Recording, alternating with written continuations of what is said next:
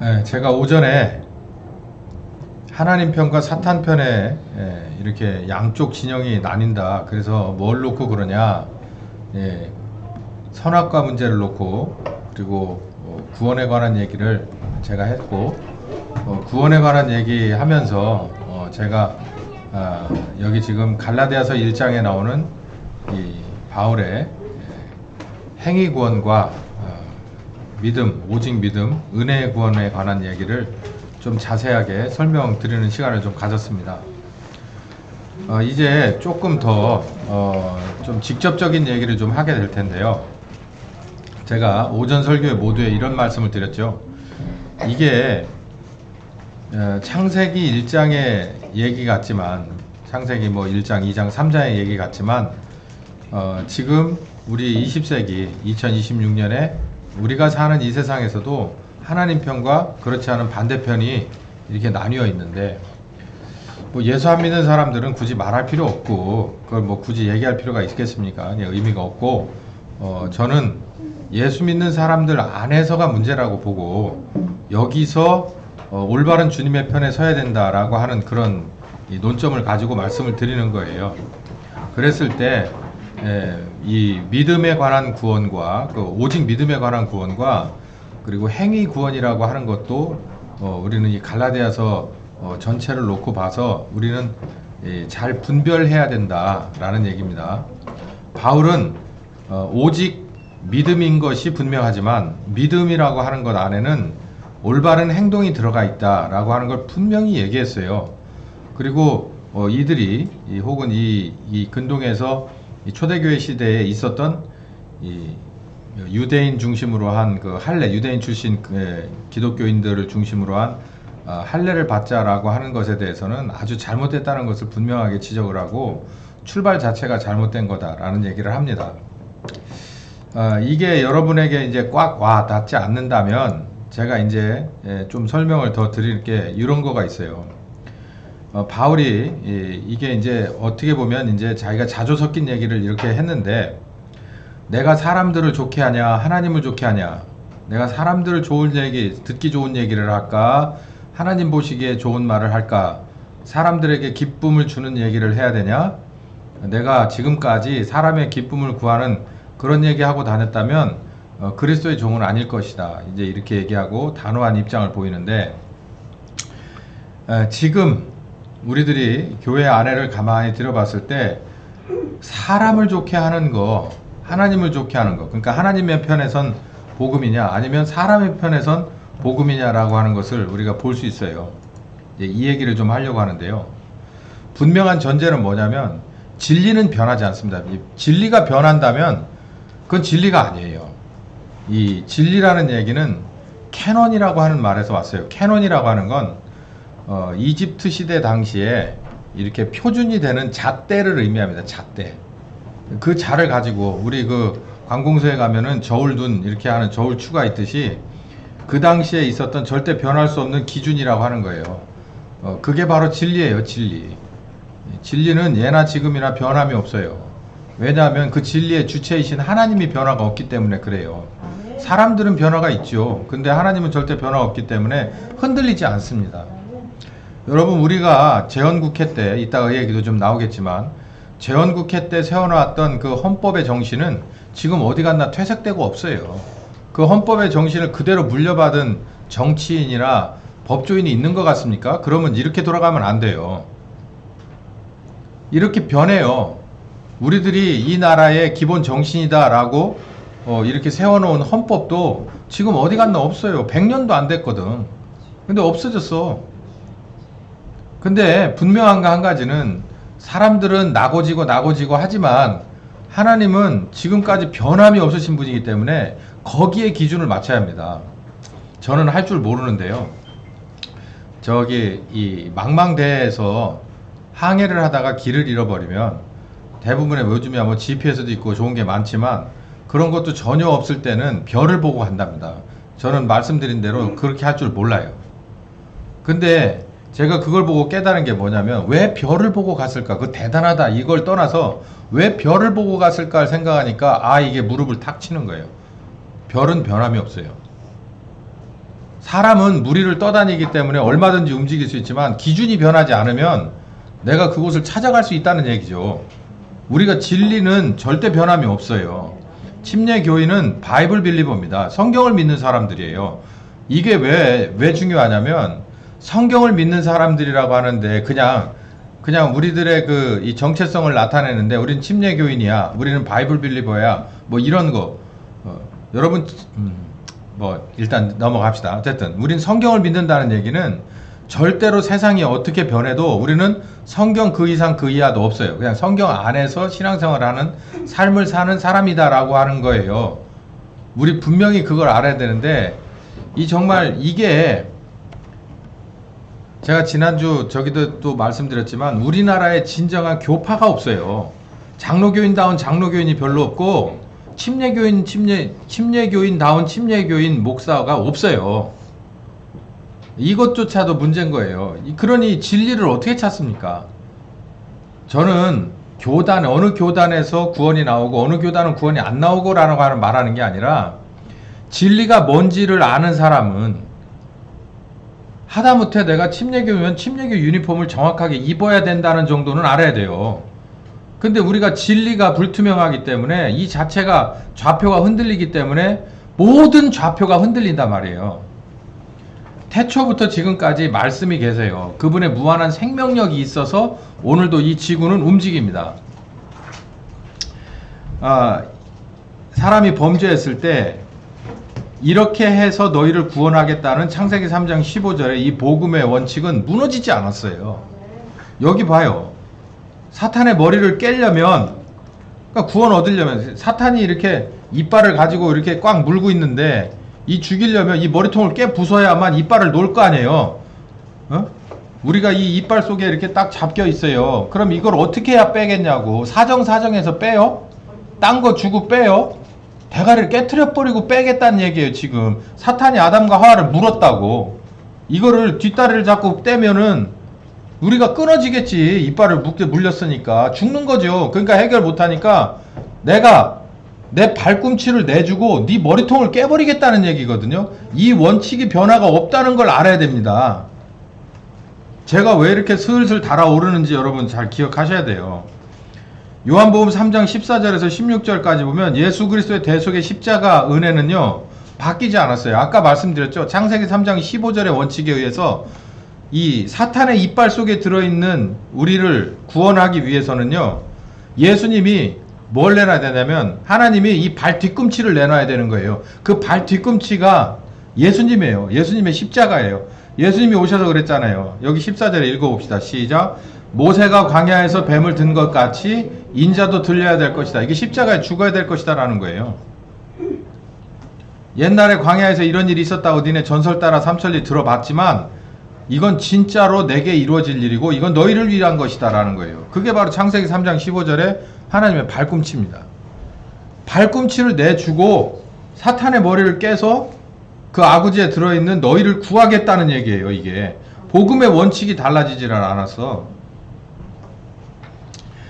자, 그리고 요한복음 15장에 그 사탄의 머리만 깨트리면 되나? 그리고 거기서 이빨 속에서 빠져나온 걸 그냥 놔두면 그게 구원이 끝나는 게 아니죠. 사람을 다시 만드는 작업이 필요해요. 왜? 다시는 사탄의 아구지 속으로 들어가면 안 되잖아요. 그러니까 그 다음 작업이 있는 거예요. 그래서 요한복음 15장에 나오는 대로 포도나무와 농부의 비유를 한 겁니다. 내게 붙어 있어라. 이게 붙어 있어라. 내게 붙어 있지 않으면 니네 또 뻘짓 한다는 얘기죠. 지금 제가 이 오전 설교 모두에 얘기했잖아요. 내가 마음속으로 정말 감동해서 입으로 시인한 그 믿음의 그 사이즈만큼 당신의 행동이 나오고 있습니까? 라는 거죠. 분별력이 있어요? 결단력이 있어요? 그렇게 행동하는 추진력이 있어요? 라고 물어보면 점점점점 해요. 그거는 저 위에, 교회 저 위에 있다는 사람이나 저 밑에 있다는 사람이 다 공이 똑같아. 그러면서 심지어는 말도 안 되는 소리예요. 죽으면 완성된다고 하는 그런 얘기는 어디서 나옵니까? 그 어디 성경에 있습니까? 그런 얘기? 그러면서 사람들이 숙제를 안 하고 계속 미루어. 계약 날짜가 얼마 안 남았는데 숙제를 계속 미루어. 그거 어떡하려고? 깨워!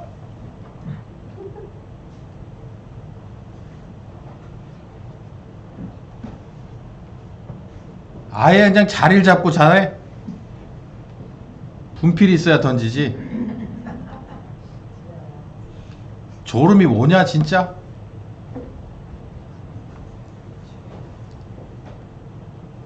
성령께서 오셔서 붙어 있으라는 거예요. 하나님의 편에 붙어 있으라고. 붙어 있어야 열매가 나오지 않냐는 거지, 열매가. 그렇지 않으면 다시 원위치로 돌아가는 거예요. 내가 믿으면 뭔 소용이 있냐고. 여러분, 우리 다 경험한 거잖아요. 여기서 이렇게까지 지청구 먹어가지고 내가 머릿속에 넣고 나가가지고 아무 생각 없잖아요. 그러면 내 삶의 루틴은 원래 루틴으로 돌아가는 거 0.1초입니다. 여기서 딱 나가면서 싹 잊어버려요. 아예 여기서부터도 지금 딴 생각하고 있는 사람도 있겠지. 그래서 사람 목회자는 아무런 의미가 없다는 거고, 성령님 따라가면 사람 목회자도 필요 없어요, 사실. 성령님이 여러분, 성령님 따라다니는 작업을 여러분 진짜 긴장감 있게 계속 하시는 분은 굳이 여기 와서 얘기 듣는 거, 그거 다 뭐 그렇게 크게 작용하지 않아요.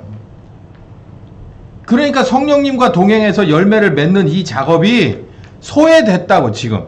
교회 가운데서. 그리고 이런 얘기를 하면은 싫어해.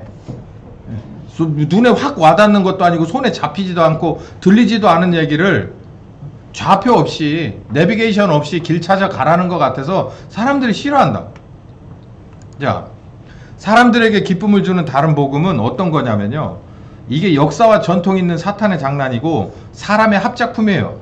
출애굽기 32장 1절부터 4절까지 보면 모세가 이스라엘 백성을 좀 잠시 뒤로 미루고 40일 금식하러 호렙에 들어갔습니다. 왜? 율법을 받아와야 되니까. 그 당시에 모세 시대의 율법은 이스라엘과 하나님을 연결시켜주는 자물통 같은 거예요. 이스라엘은 그냥 놔두면 다시 어디로 그냥 스멀스멀 들어가냐면 애굽으로 가거나 아니면 그 주변 부족에게 흡수돼서 그냥 아무런 의미 없이 그냥 나온 의미가 없이 뭐 언약이 됐네 어쩐네 아무 의미. 그러니까 하나님 앞에 가서 이 이스라엘과 하나님과 이렇게 절대로 풀 수 없는 뭔가를 만들기 위해서 이 율법을 받으러 올라간 거예요. 계명을. 그래서 40일 동안 금식하고 정말 목숨을 걸고 올라갔을 때 이렇게 그 밑에서 이 벌어진 일이 이렇습니다. 시작. 백성이 모세가 산에서 내려옴이 더딤을 보고 모여 아론에게 이르되 가로되 일어나라. 우리를 인도할 신을 우리를 위해서 만들어다고. 더뎌요. 더뎌. 이거 압니다. 저도 이 더딘데 기다리는 게, 특히 한국 사람들은 정말 1분 기다리는 거에 시계를 한 4번씩은 보죠. 버스 타는 시간이 요즘은 이제 뭐 거의 정해져 있어. 어플로 이렇게 하면 어디쯤 온다는 것도 보인다고 하는데요. 그래도 계속 들여다봅니다. 어디쯤 왔을까? 어디쯤 왔을까? 뭐 그렇게 이제 오히려 보라고 하니까 아 지금 저기 계룡역쯤 오는구나. 그럼 한 1분, 2분 내로? 그러면서도 계속 들여다보게 된다고. 이 더딘 거 기다리는 게 어려운 거거든요. 이 사람들도 마찬가지로 많이 기다리긴 했어요. 최소한 40일 이상 기다려요. 40일 동안 금식을 했으니까 최소한 40일은 기다려 본 거지. 앞뒤로 좀 했으면 대략 한 50일쯤 됐을 건데요. 이렇게 기다려 보고 나서 도저히 안 되겠다 싶은 거예요. 그래서 우리를 위해서 신을 만들어 달라는 거예요. 두렵기도 했겠죠. 그리고 당장 필요도 있겠죠. 그리고 흩어져요. 이 뭔가가 이 구심점이 없으면 흩어진다고. 그러니까 이거 아론도 아는 거예요. 야, 이 광야에 나와서 이 많은 사람이 이렇게 해가지고 한 4, 50일만 더 놔두면 흩어지겠구나. 여러분, 저 한번 물어봅시다. 제가 옛날처럼 한 2, 3년 또 여기 비우면 어떻게 됩니까? 흩어집니까? 뭐 흩어질 수도 있어요. 성령님이 흩으신다면 흩트는 건데, 그렇지 않으면 지금 여기는 그런 상황과 똑같은 거예요. 그럼 만약에 여러분도 사람 누군가가 중심점이 없어서 여러분 내 마음 갈 곳을 잃어버려서 그냥 뭐 민들레 홀씨 돼서 그냥 훌훌 날아다닌다면 여기 있는 이 사람들과 똑같은 거예요. 그러니까 아론이 가만히 봐니까 안 되겠다. 자기 동생이기도 하지만 이 생사를 이런 거가 중요한 게 아니라 이 많은 사람들의 뭔가를 위해서라도 이 사람들이 원하는 맞춤 야외를 만들어줄 필요가 있겠구나라고 생각을 한 거예요. 여기 여러분 지금도 마찬가지. 지금도 교회예요. 교인들이 두 찔입니다. 어느 목사님 중심으로 모이는 교회가 있어요. 커도 작아도. 우리도 가만히 생각해봐요. 어떤 유형인가.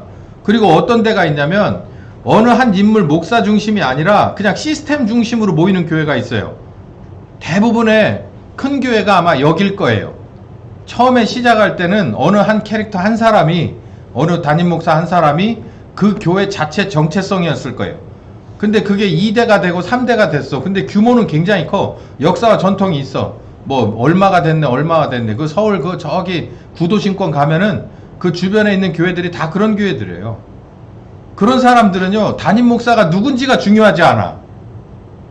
그 주인도 불분명한데 그렇다고 주인이 없는 것 같지도 않아요.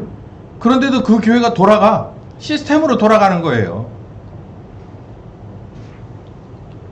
지금도 마찬가지인데 여기 지금 모세라고 하는 어느 한 그 배터리가 빠져버리고 나니까 이게 흩어지게 생겼으니까 이 뭔가를 하나 여기다 갖다 세워놔 줘야 되는 거예요. 모세, 이 사람들이 뭐 야훼 하나님을 보고 따라온 사람들이 아니에요. 모세 보고 따라온 사람들이지.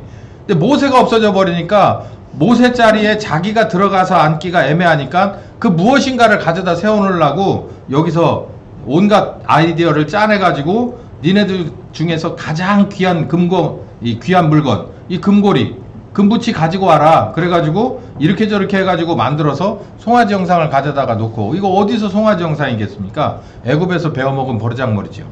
그거 가져다가 거기다 놓고, 그리고 이게 우리를 애굽에서 인도한 신이야. 지금 그 광야에서 인도할 신도 바로 이 신이다 라고 이렇게 보여준 거예요. 여러분, 이게요 얼마나 무서운 얘기인 줄 아세요? 그 신을 누가 만들었습니까? 지금 이스라엘 백성이 만들었잖아요. 제가 아까 말씀드렸죠. 어느 한 강력한 캐릭터 하나가 교회를 끌어갈 때 그 교회 정체성은 그 사람 하나에 달라붙어 있어요. 그 사람이 핵발전기라고, 핵연료예요. 그 사람이 빠지고 나면 아무 의미가 없어, 그 교회가.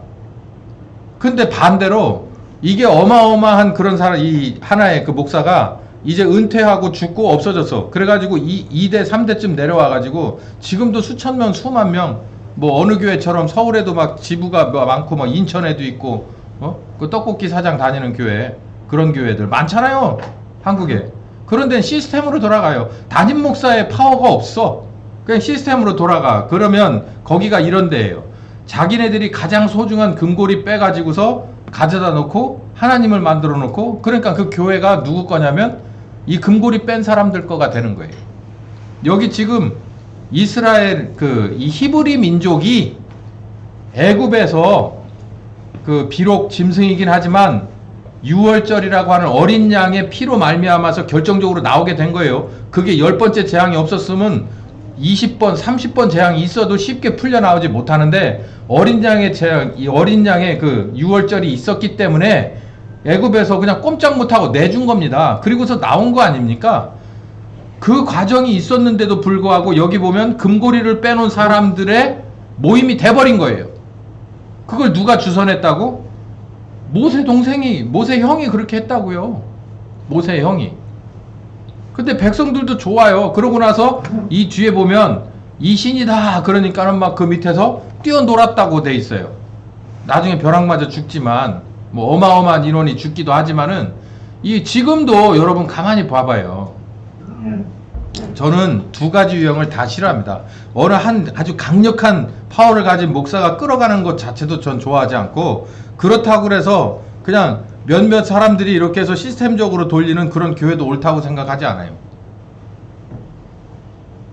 근데 사람들은 그게 옳다고 말을 해요. 또 그게 옳구나라고 재청을 하고 따라가요. 초대교회를 보세요. 베드로가 나름 리더의 역할을 충분히 감당을 했습니다. 그러나 성경은 분명히 뭐라고 말하고 있고, 그 현실 자체가 뭐라고 말하냐면 성령께서 각 교인 개개인에게 머물러 있었다고 그랬어요. 그 개개인들을 사역자로 다 쓰셨다고. 그러니까 이게 오른손, 이게 손가락 10개가 있으면 이 손은 피가 잘 통하는데 이 나머지 손은 피가 안 통하고 신경이 죽었으면 이게 뭐야? 이 두 개 가지고도 되기는 하지. 그러나 초대교회, 건강한 교회는 이 모두가 신경망이 있단 말이에요. 지금 봐보세요. 지금 어떻게 가고 있습니까? 우리가 사람에게 기쁨을 주는 다른 복음을 그러니까 필요한 복음, 이 사람들에게 현실적으로 필요한 복음을 만들어 파는 건 아니냐라는 거죠.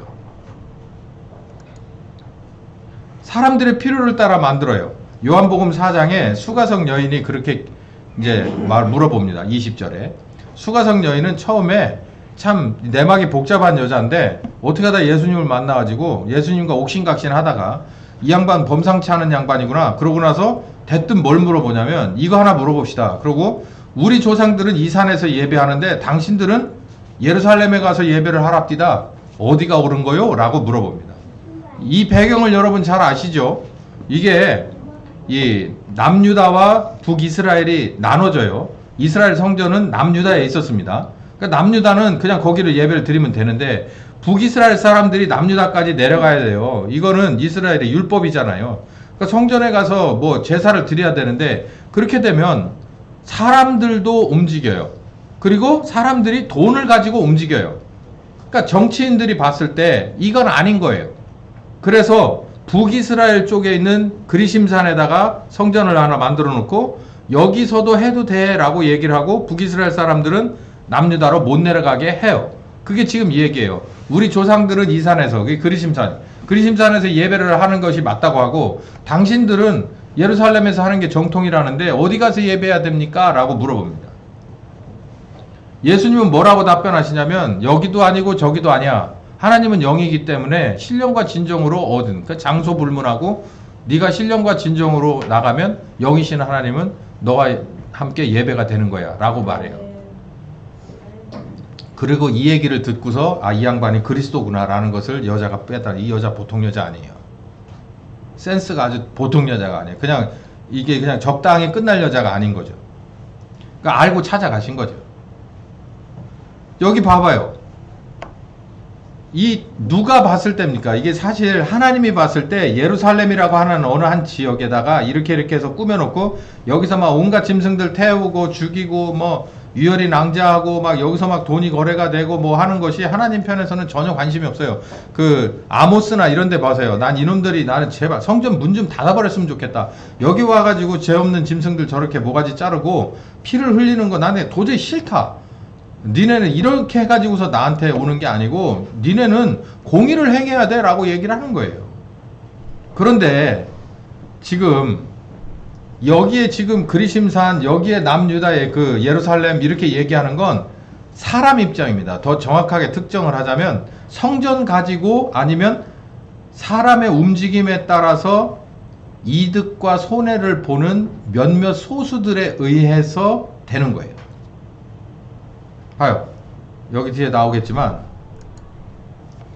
캐톨릭도 처음에는 하나였었죠. 그러다 두 개로 나눠집니다.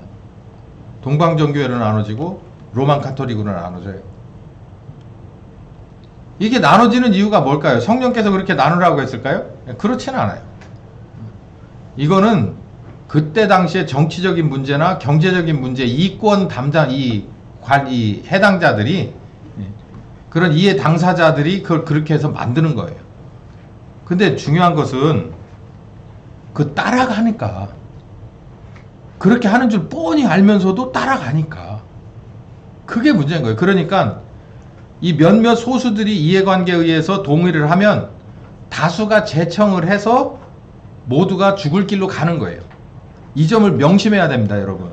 정신 바짝 차려야 돼요.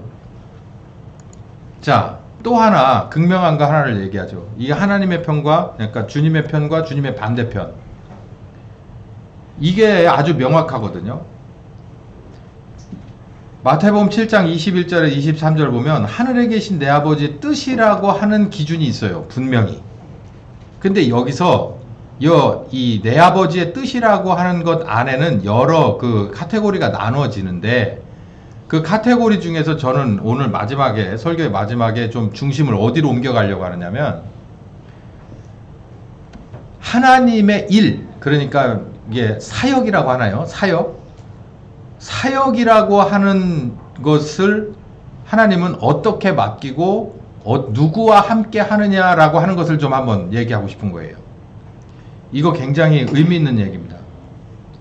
저 신대원 다닐 때 월요일 오후 강의는 되게 듣기 싫어요. 왜냐하면 주로 주일날 새벽부터 밤 늦게까지 사역을 하고, 그리고 교회에서 이제 맡은 일을 다 하고 나서 월요일날 이제 지방에 있던 사람들이 올라오고 또 서울에 있던 사람들이 여기로 내려오기도 할 거 아니에요.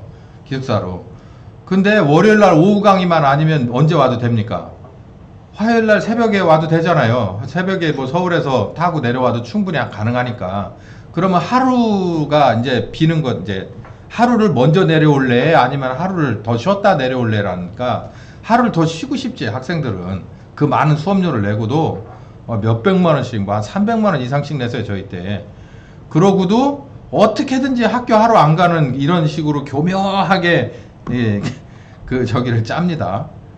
뭐 짜도 소용없어요. 저는 가도 뭐 공부를 안 했으니까. 근데 아무튼 그러려고 그런데 이제 월요일날 오후 강의 때는 하여간 어떻게든지 피하려고 해. 이게 필수만 아니면. 근데 피하려고 하는데 어쩔 수 없이 학점 때문에 들어. 그래 놓고 이제 오면은 대부분 2시간 강의 이렇게 있는데요. 1시간이 지나서 옵니다. 대부분. 3시에 시작해 5시에 끝나는데 한 4시쯤 해가지고 이렇게 와요. 어슬렁. 예? 그러면은 이제 교수가 이제 좀 저기 한 사람들은 잘 넘어가줘요. 근데 저처럼 깐깐한 사람들은 다시 출석을 부릅니다. 그래서 왔냐고 해가지고 이제 다시 해주는데 이거 왜 이렇게 늦게 와요? 그러면 10명 중에 7명이 뭐라고 한 줄 아세요? 아, 교수님 죄송합니다. 제가 사역 때문에 바빠서.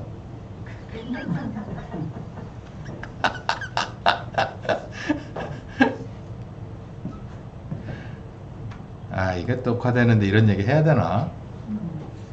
제가 속으로 이런 병신 새끼, 네가 무슨 사역이야, 이 새끼야. 기껏 해봐야 뭐 초등부나 중등부 데리고, 응? 박수치고 놀다가, 응? 야, 그것도 사역이냐? 제가 무슨 얘기를 하려고 하느냐면, 우리는 단어 선정을 잘해야 돼요. 사역이 하나님의 일이잖아요. 하나님의 일. 그럼 목사님, 그 애들하고 이렇게 박수 치면서 저기 애들 저기 하는 거는 사역 아닙니까? 아니, 누가 아니래. 그러니까 내가 하나님의 일 하느라고 바빴으니까 그러면은 이 강의 듣는 거는 그만큼 좀 이렇게 좀 허술하게 좀 해도 된다는 얘기예요. 그럼 이제 그런 교수도 있었어요.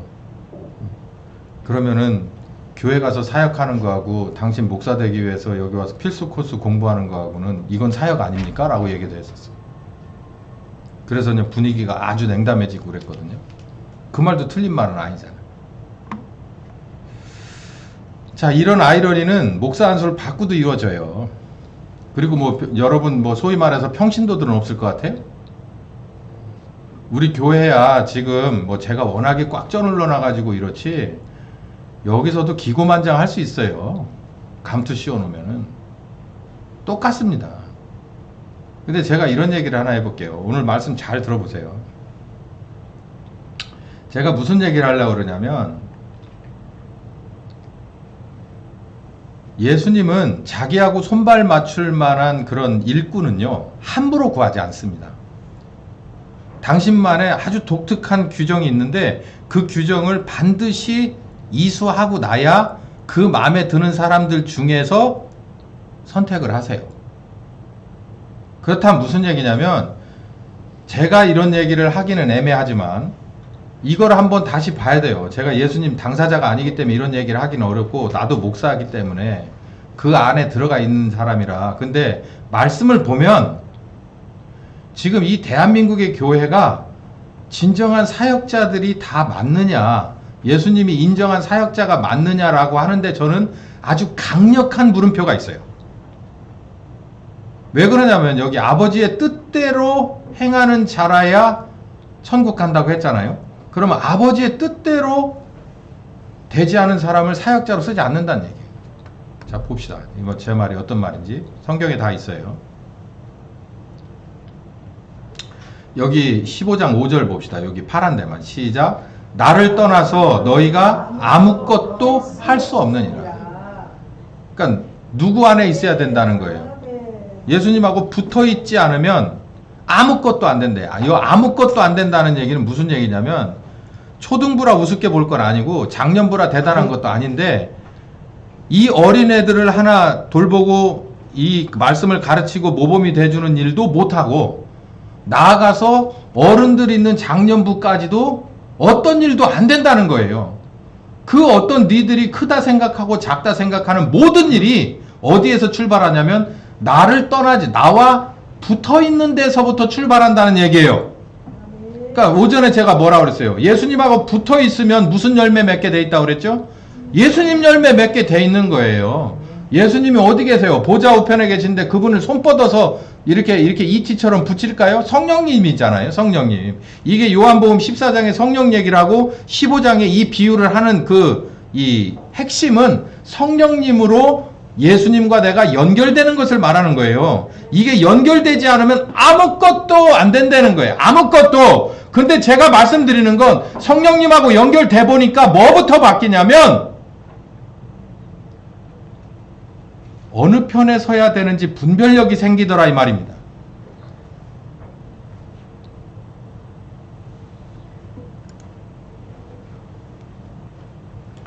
여기 보면 쭉 연결해서 나가다 15장에 나가다가 여기 어떤 얘기가 되느냐면 요거 한번 읽읍시다. 시작. 사람이 내 안에 거하지 않으면 가지처럼 밖에 버리워 말라지나니, 이거 소금 비유하고 똑같아요. 사람들이 이것을 모아다가 불에 던져 살으니라.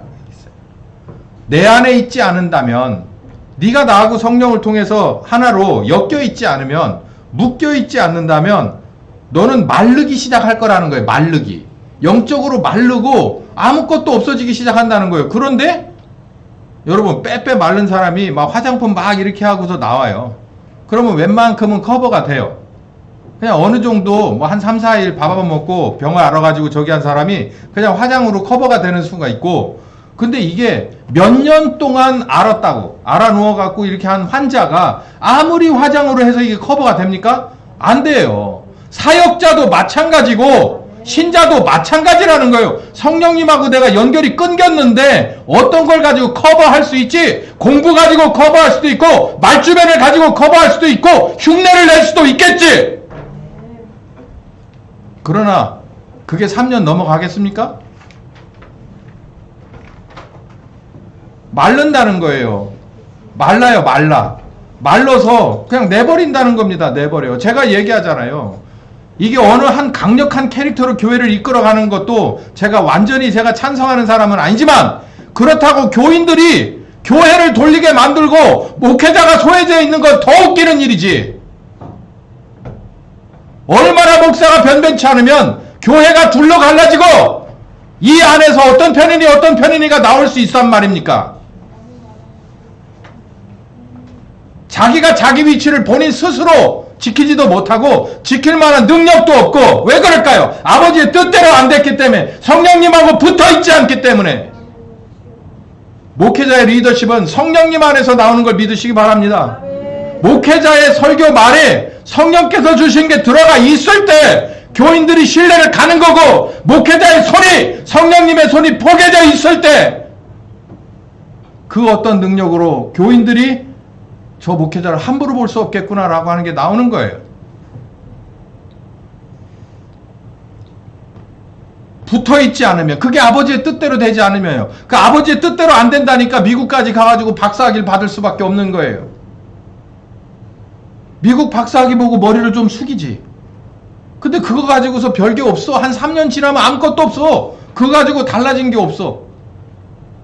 내가 얻어먹을 게 없을 때, 아니 본인 스스로도 못 살아. 말라지는데, 그러니까 이렇게 해서 땜빵하고 저렇게 해서 흉내를 내고. 이게 빛의 공장이고 이게 가로등 공장이 맞습니까? 이게 소금 공장이 맞습니까? 아닌 거죠.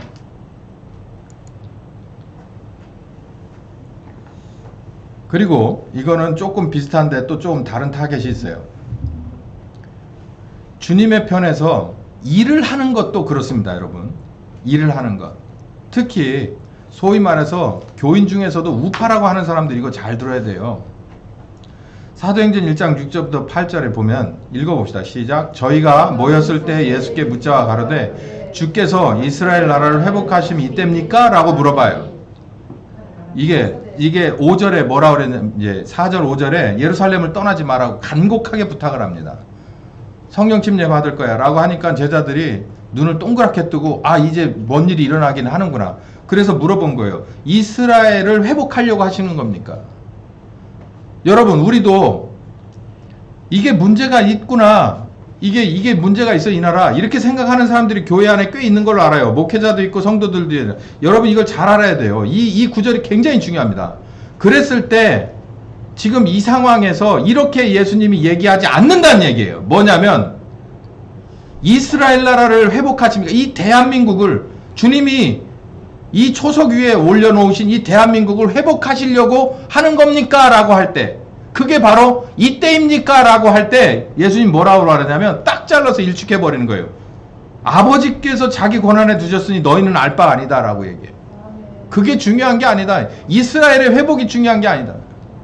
뭐라 그러냐면 성령께서 오셔서 내 증인이 되는 일, 예수의 증인이 되는 일이 가장 중요하다. 예수를 전파하는 일이 가장 중요하다. 또 이렇게 얘기하면 또 이런 사람이 나와. 지금까지 얘기했잖아요. 복음이 지금 기울어져 있다고. 입으로만 둥둥 떠있는 그 복음이 대한민국을 점령해서 교인들이 입 밖에 안 보인다고. 얼마나 미사오구를 태서 그렇게 이렇게 크게 벌려놨는지.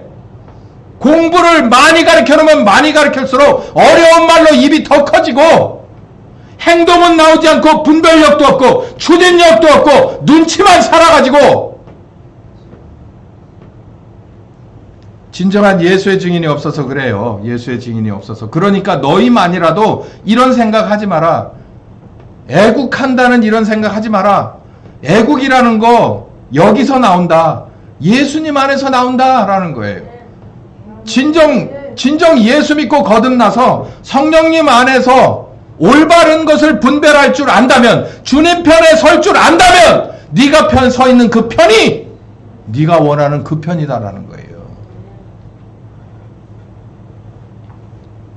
무슨 얘기냐고요? 우남 이승만 대통령은 우리나라의 초대 대통령이에요. 여러분 이승만 웬만하면 하지 않기를 바랍니다. 이분은 호가 있어요. 호는 뭐죠?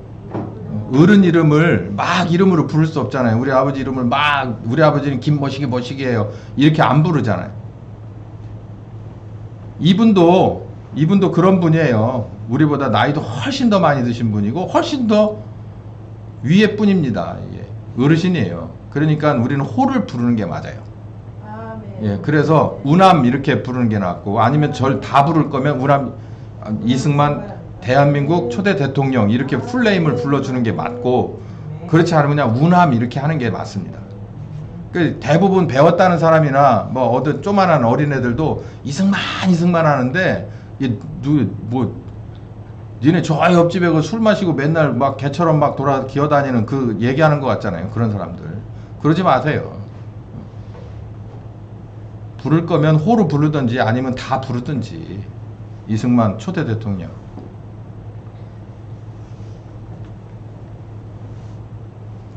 이분을 보세요. 우리나라에 국회니 뭐니 아무것도 없을 때, 이제 우리나라의 기초를 놓을 때 실질적으로 어떤 일이 벌어졌냐면 48년 5월에 국회의원이라고 하는 선거가 있었습니다. 여기서 동대문구 갑에서 선출이 되셨어요. 그리고 나서 여기 봐요. 48년 5월 30일, 5월 10일 날 총선거를 하고 5월 30일 날 재헌국회라고 하는 건 시작이에요. 이 교회로 말하자면 무슨 예배입니까? 이게 뭐지? 여기 열받으면 이게 딴 데가 생각이 안 나. 우리 무슨 예배 드린다고 하잖아요.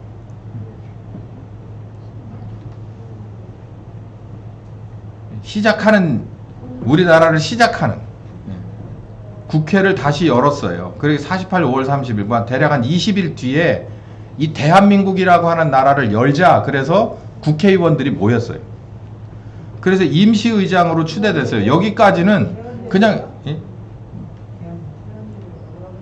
그러니까 이건 이제 교회로 말하자면 이제 예배를 시작하는 그런 예배죠. 그것처럼 이 개원식이 재헌국회라고 하는 건 대한민국을 시작하는 국회를 말하는 거예요. 시작하는. 거기에서 임시의장으로 추대가 되고 우남은 재석 인원 198명 중에서 몇 표라고 그랬어요? 188표. 이게 도대체 몇 프로입니까 이게? 10명 빼고 이 삐죽이들 10명 빼고서 200명 가까이에서 한 10명 빠졌어요. 그러니까 이건 뭐 95% 넘잖아요. 95%로 의장이 당선이 돼요. 뭐 재원 국회의장이 됩니다. 그리고 180표의 압도적인 표로 여기 봐요. 188명이 의장으로 세우는데 국회의장으로 세우는데 됐고요. 180표라고 하는 198명 중에 180표라고 하는 압도적인 다수의 지지로 뭐에 당선이 되냐면 대통령에 당선이 돼요. 이게 재헌국회 얘기입니다. 재헌국회. 시작하는 거예요. 대한민국을 시작하는데 대통령도 아무것도 없고 아무것도 없잖아요. 그러니까 시작을 하려고 하는데 일단 총선을 해서 각 지역마다 그 지역을 대표하는 대표자를 뽑아라. 그래서 여기 동대문구 갑에서 선출되고 그리고 국회에 들어가니까 자기하고 똑같은 의원들이 쭉 모였어요. 그게 총원 198명 중에서 일단 임시의장이 하나 있어야지 회의가 진행될 거 아니에요. 그러니까 188명이 누굴 찍었냐면 우남을 찍었어요. 그리고 이제 이 안에서 우리가 대통령제 나라인데 만약에 거기서 우리가 대통령제가 아니고 총리를 만드는 뭐 이런 거다 그러면 총리가 나왔겠지만 우린 대통령제다라고 하니까 그럼 대통령 초대 대통령을 누굴 뽑을래라고 하니까 180명 198명 중에서 180명이 누굴 찍었냐면은 우남을 찍었어요. 우남을. 여러분 가만히 생각해 보세요. 우남의 지지 기반이 그렇게 많지 않습니다. 많지 않아요. 지금도 마찬가지지만 지금도 이 대한민국이 3파전으로 나눠져 있지만 우남의 그런 추종자들이 그 지지 기반이 많지 않아요. 그런데 여기 보면 아주 결정적인 때 사실상의 몰표가 우남에게로 몰려요. 이거 여러분 이거 그냥 수치로 봤을 때 이런 일은 전무후무해요. 우리나라가 망해도 이런 표는 안 나온다고. 앞으로도 이런 표 안 나와요. 이런 식으로.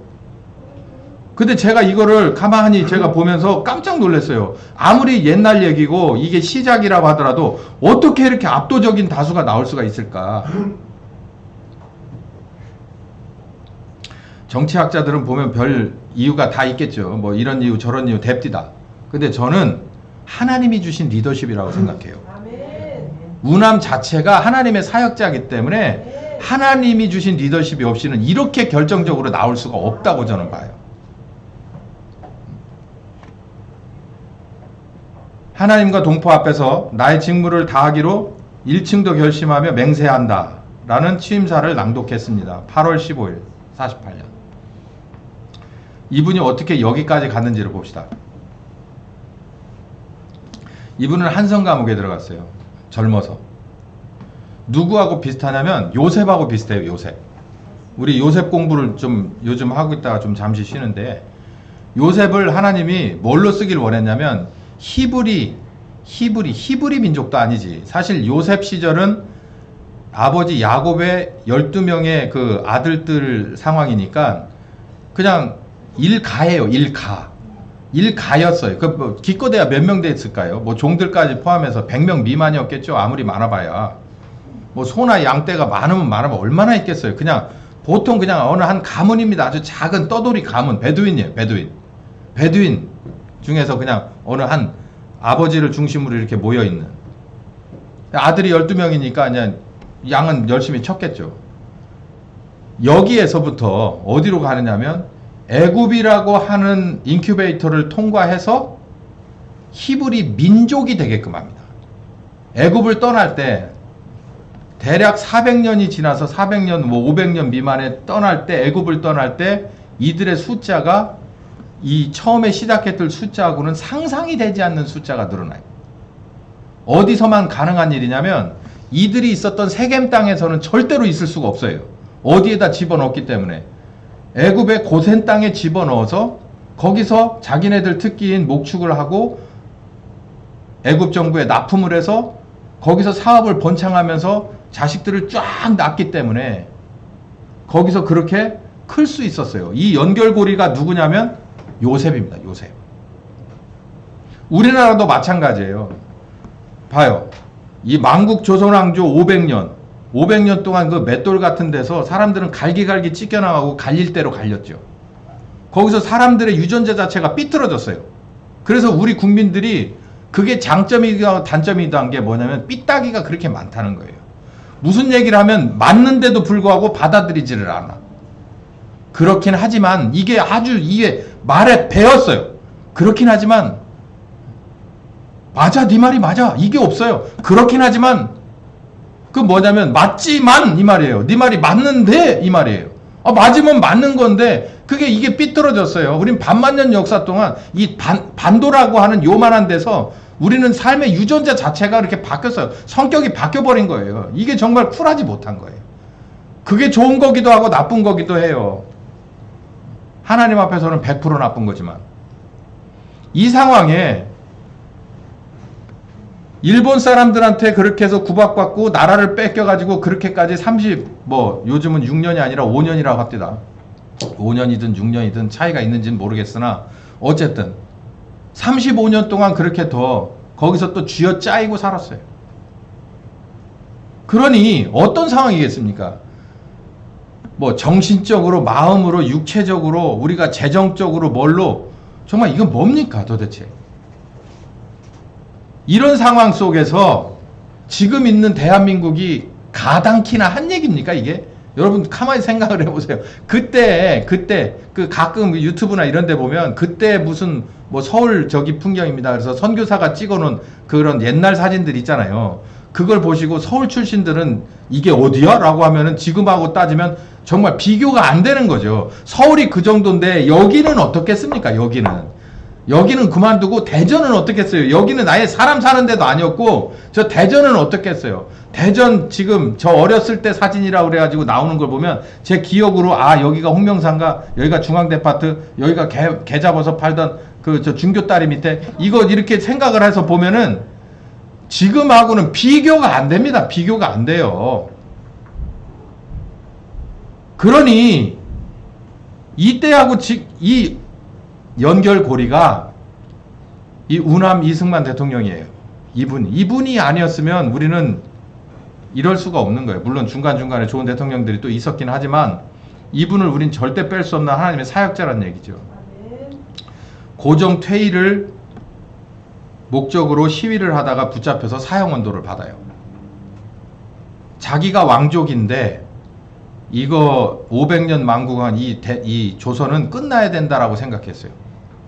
이거에 대해서 알고 싶은 분들은 요즘은 이런 강의가 많으니까 들어보세요.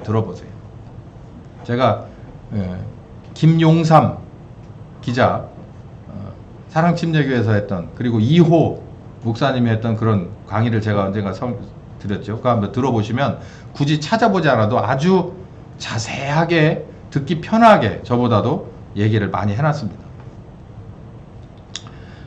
1899년 1월에 종신형을 받고 수감이 돼 있어요. 언제 사형 선고, 이 집행이 이루어질지 모르는 이런 상황에서 하루하루를 그렇게 살아가고 있다가 선교사가 이게 넣어준 이 성경을 읽고 여기서 예수를 그리스도로 영접합니다. 대부분 이 감옥소 안에서 성경을 보다가 이렇게 바뀌는 사람들이 꽤 있는데 그럴 법합니다. 제가 감옥에 들어가 본 적은 없지만 감옥에서 할 수 있는 일이 없잖아요. 심령은 가난해질 대로 가난해졌겠죠. 그 성경을 보니까 그런 마음속에 성경이 들어오는 거예요. 여러분이 인생을 살면서 힘들고 어려울 때 성경을 보세요. 인생이 어렵고 힘들 때 이거 진짜 나 이거 어떻게 해야 되냐라고 할 때 이 설교 다시 들어보세요. 그러면 전혀 다릅니다. 이분도 그런 거예요. 내가 볼 때 이승만 대통령은 IQ가 굉장히 높은 분이라 이 학업이 성취도도 굉장히 빠른 분이고, 그리고 이 선교사들이나 이런 사람들하고 있어서 해외에 이런 돌아가는 것도 나름대로 이렇게 기본적인 지식이 있는 분이 지금 고종이나 이런 황제랍시고 하는 이 조선 왕조를 볼 때 이거는 망하는 게 도와주는 거다라는 거. 그 정도로 세상적으로 분별력이 있던 분인데, 그래서 조선 왕조는 망해야 돼라고 하고 다니다가 붙잡혀가지고 이렇게 지금으로 말하면 어디라고 그래야 될까요? 감옥에 들어가서 이제 하루하루를 견디다가 성경을 읽고 선교사들이 그렇게 얘기하던 하나님이 바로 이분이구나라고 하는 것을 받아들이고 나서 이렇게 기도해요. 오 하나님, 저의 영혼과 우리나라를 구원해 주시옵소서. 오 God, save my soul, save my country. 이 기도가 범상치 않아요. 우남의 마음속에는 뭐가 절대 떠나지 않냐면 자기 영혼을 구원해 주십시오라는 것만큼, 어쩌면 그거보다 더 크게 뭐가 있었냐면 이 나라를 사랑하는 게 있었어요.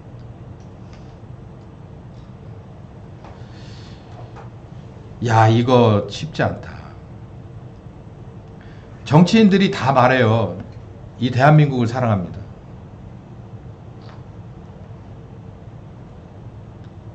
이거 실천하기 어려워요. 정치인들이 말해요. 나는 여러분들의 노복입니다. 노복인 국회의원 보셨어요? 우리들의 종하는 국회의원 보셨어요? 미국이나 여기나? 노복으로 살려면 이렇게 살아야 돼요. 이렇게. 이 우남처럼 살아야 돼요. 그러니까 제가 말씀드리고자 하는 게 하나님의 뜻대로 되는 사역자, 소위 말해서 사역자라는 것은요, 하나님이 다 봅니다. 여기 우남처럼 대한민국의 이 초대 대통령으로 보낼 만한 그런 깜이 되는지를 보는 거예요. 얘는 보내도 될 만할까? 그러고 나서 맨 처음에 보는 게 얘가 영혼이 구원받은 사람인가? 라고 하는 데서부터 먼저 봐요. 그리고 이렇게 대통령으로 세워놔도 충분히 그리스도인인 것을 잊어버리지 않고 분명하게 주님의 편에 서서 이 나라를 사랑하고 끌어갈 수 있겠는가라는 것을 다 재본단 말이에요. 그리고 나서 할 수 있겠구나 싶을 때 보내는 거예요. 최초로 왕족 출신 기독교인이고 외국인 선교사보다 성공한 전도자입니다. 가는 곳마다 전도하고 성경을 가르치는 일에 매진을 해서 오죽하면 감옥이라 안 하고 복당이라고 불렀대요. 복 받는 데라.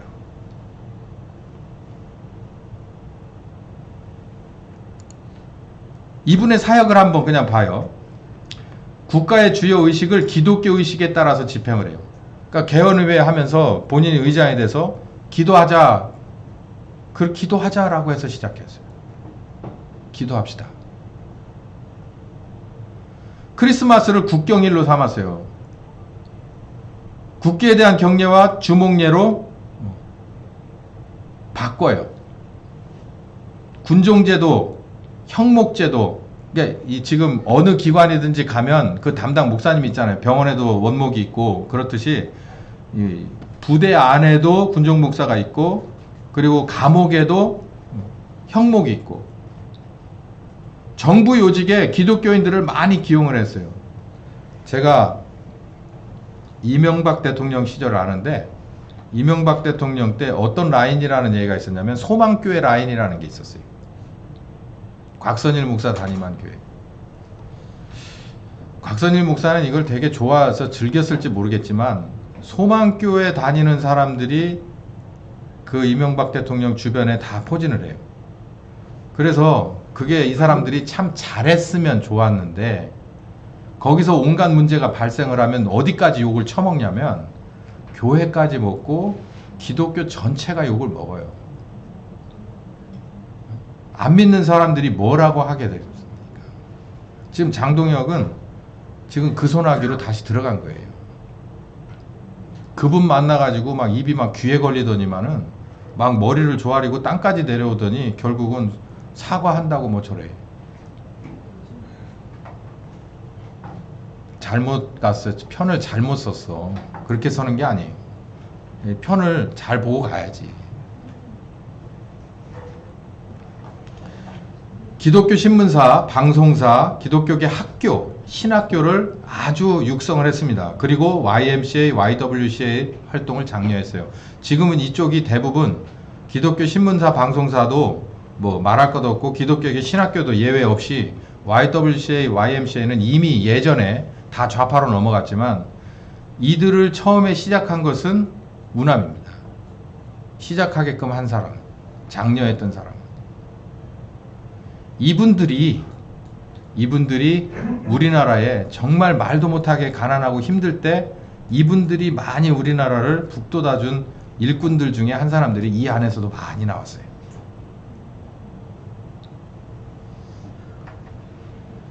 미국 안에 한국기독교연합회를 통해 개별교회와 교역자들 그리고 신학교 등에 배분해서 미국 안에서 한국을 돕자라고 하는 뭔가가 들어오면 이 구호품과 구호물자들을 이렇게 받아서 교회를 중심으로 해서 분배를 많이 시켰어요. 이거에 대해서는 제가 진짜 살아있는 증인의 얘기를 들었습니다.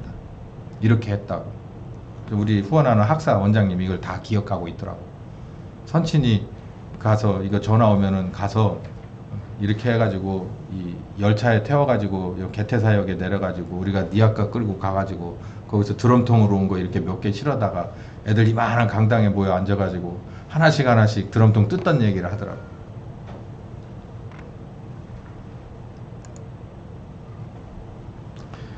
교인 수가 얼마나 늘어났냐면 160만으로 늘렸어요. 160만. 60만을 160만으로. 해방되고 나서 60만을 160만. 이들이 뭐 알곡이냐 아니냐를 떠나서요. 이분이 이렇게 일을 했어요. 알면 알수록 파보면 파볼수록 이건 대한민국의 하나님이 내신 요셉이에요. 요셉. 이분이 이 자리에 올라가기까지 또 이 자리에 올라가서 본인이 하나님이 보낸 사역자답게 대한민국 초대 대통령의 직분을 감당하는 것들을 다 하나씩 뜯어보면 진짜 대한민국을 사랑하는 사람.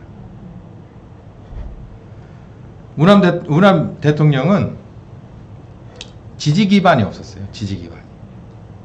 지지 기반이 없어서 제가 또 언젠가 말씀드렸듯이 우리나라의 그 독립운동을 하고 다니는 사람들의 90% 이상이 아마 7, 8% 이상이 다 공산주의 쪽에서 직간접적으로 연결된 사람들이었고 뭐 그때 뭐 전 세계가 공산주의라는 것에 대해서 다 이 차세대의 새로운 패러다임이라고 생각을 했으니까 이제 자본주의는 끝나고 공산주의 시대가 열릴 거라고 미국조차도 그렇게 생각하고 있었다니까 우남이 엄청 전 세계적으로 앞서가던 분이 맞아요. 미국보다도 앞서간 분이 맞아요.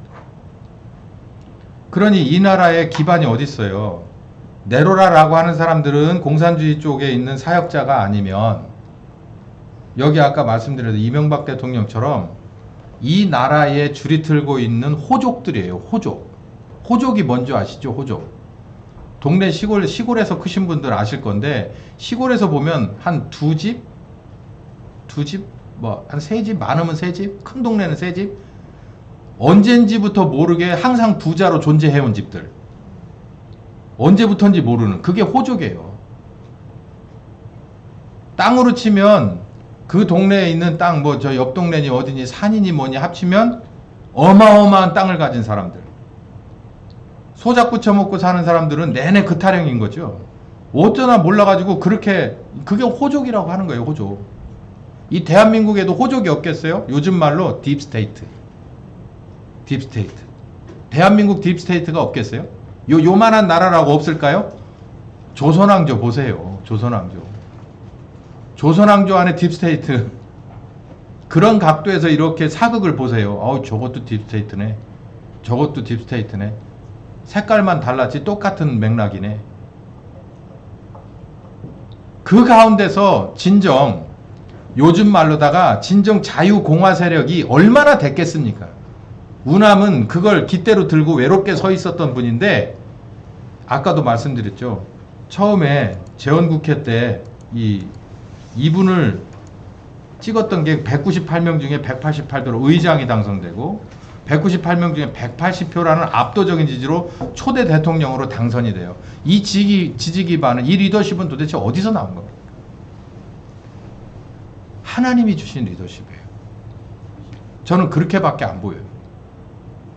이 리더십은 어디서 나왔냐면 이렇게 강력한 하나님의 오른손이 우남을 이렇게 들어 세울 수밖에 없었던 건 아버지의 뜻대로 됐기 때문에 그래요. 아버지의 뜻대로 되는 건 성령님을 통해서 예수님하고 붙어 있어야 되는 거예요. 붙어 있어야 알지 그 양반의 속을. 그 양반이 지금 이걸 어떻게 쳐다보고 있는지 그분의 속내를 알아야지. 그래야 매사를 그분의 눈으로 처리할 수 있을 거 아닙니까?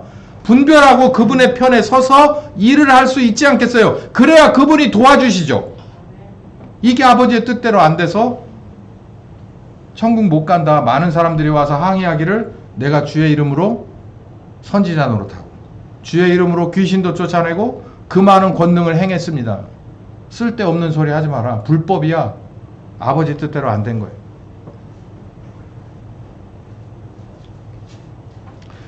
저는 오늘 주님 편에 서자고 고래고래 소리를 지금까지 1, 2부 예배를 드렸어요. 주님 편에 서는 건 여러분 생각보다 복잡하지 않고 간단한데 또 그릿하고 들어가서 보면 빨리 뭔가가 결정나지 않아요. 좀 시간이 걸려요. 그러나 바늘 허림에서 쓸 수는 없는 법입니다. 바늘은 반드시 바늘귀의 실을 꿰고 필요에 따라서 한 땀 한 땀 갈 때 이게 두 번 일이 안 되는 거예요. 하나님은 그렇게 하시길 원하는 거예요. 뭐 급하다고 바늘 허림에서 쓸 수 없는 일이에요. 특히 이 대한민국의 지금 작금의 사태를 볼 때 허림에서 바늘 허림에서 쓰고 싶겠죠. 안 됩니다. 하나님이 그걸 원하지 않아요. 내려갈 만큼 내려가야 되고 회개할 만큼 회해야 되고 다시 이 복음이 소외받은 이 복음이 다시 많은 사람들에게 있어서 다 알아지고 또 받아들일 사람들이 받아지고 그리고 이 안에서 새로운 열매들이 막 나오기 시작했을 때 저는 한 30년 봅니다. 이제 시작이에요.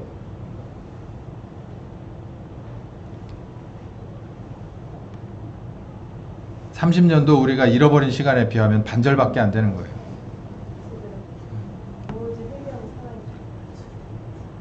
절대로 여러분 사람 따라가지 마십시오. 사람 따라가서 해결될 일 아닙니다. 여러분 저를 따라오지 마세요. 저를 따라오지 마세요. 제가 뭐라고 저를 따라옵니까? 성령님 따라가세요. 성령님 따라가시라고. 제발 성령님 따라가세요. 그분하고 붙어 있으세요. 그분의 뜻대로 되세요. 그러면 여러분들 가운데 학력 불문, 나이 불문, 성별 불문 하나님이 쓰시고자 하는 그런 위치에 하나님이 강권적으로 인사명령 내서 하나님이 쓰게 될 줄 믿습니다. 기도하겠습니다. 귀하신 주님, 주님의 편에 서길 원합니다. 사사건건 어느 것 한 가지도 다 분별해서 주님의 편에 서길 원합니다. 우리에게 함께 하여 주시옵소서. 예수님의 이름으로 기도했습니다. 아멘. 네, 오늘 말씀 여기까지 하겠습니다.